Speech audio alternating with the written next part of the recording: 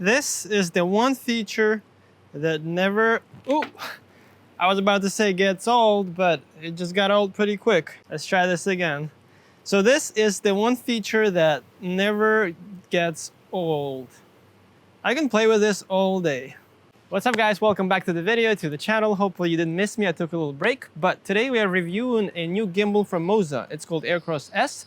It's very light, tiny gimbal, and its main purpose is for the compact cameras like Sony A6400, for example, or EZV-1 series that just came out, Canon R50, M50, anything tiny, crop, sensor, mirrorless, and also phones. So actually Moza supplied this to me for free, and I was like, yeah, I'll make another video. I like gimbal, so I was super excited about it.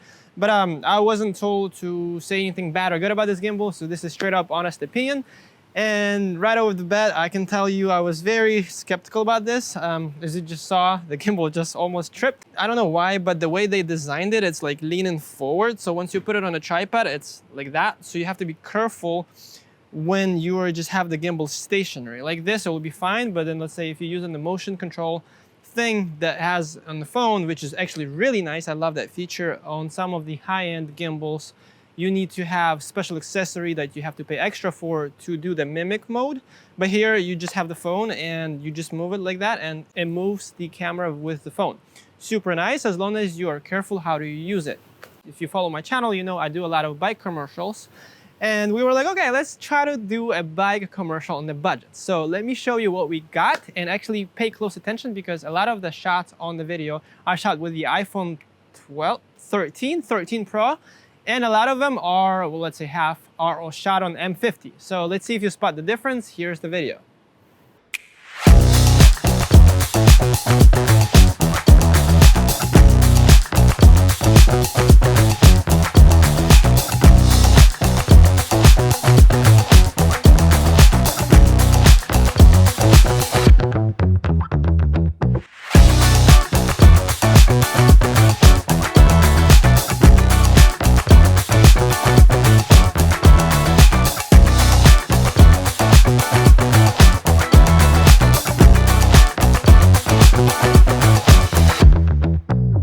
What do you guys think? I think it was actually not that bad, especially some of the rolling shots of the bike wheel.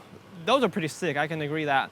And I didn't shoot this with any ND filters, just straight up manual settings, and to get the rolling good shutter speed, I was just bumping up my aperture, so half of the video was shot like at aperture 8, but since the background is motion, it was giving me a good separation. But let's get back to the topic of the gimbal. First things first, does this gimbal do the job? Is it stable enough? And did I have to do any extra job to stabilize it even more? So I can say with really good confidence, using small cameras like M50, R50, or any crop sensor mirrorless cameras from Sony or even full frame that are not front heavy and phones, you will have no problems using this gimbal. Meaning, if you have a bigger lens, I try to put an adapter and 35 EF lens on this camera and it just start tripping forward.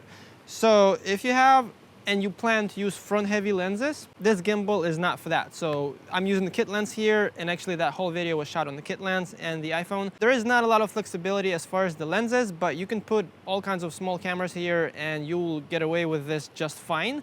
And the gimbal will do perfect job. On some of the clips, I added warp stabilizer at 2% just to give it that little extra stabilization because I was going fast on a boosted board as we were riding the bike, but the gimbal was still doing a perfect job of stabilizing the video. Now, as far as my favorite features of this gimbal is how easy you can switch from vertical to horizontal mode. So for example, you have the camera mount like this, right? And then you have a bracket here that is on the side right now. So right now I'm using the vertical mode.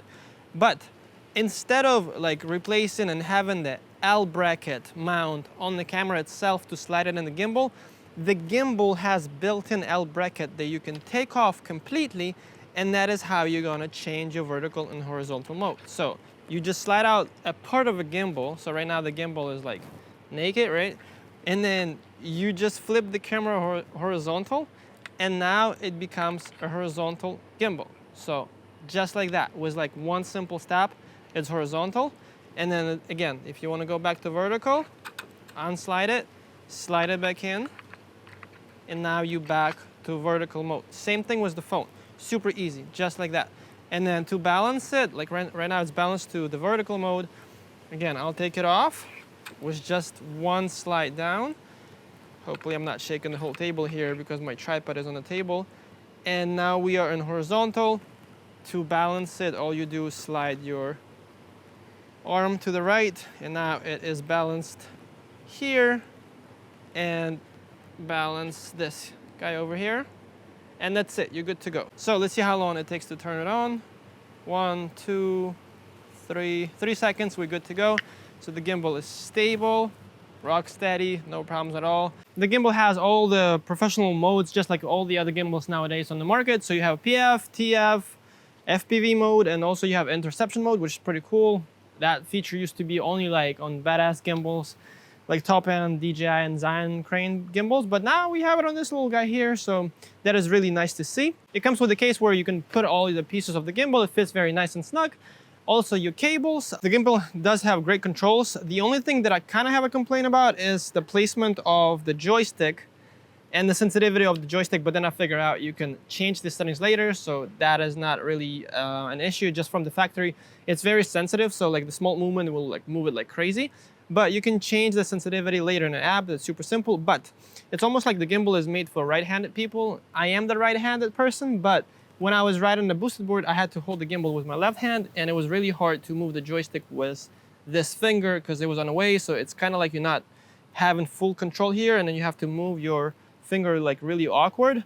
I wish it was in the middle like every other gimbal has, so the joystick would be just here. So with both hands you can control it super easy. It's kind of minor, but just something to keep in mind. The gimbal is also very light at 700 grams, and it supports up to 1.8 kilograms, I believe. I'll put the numbers over here.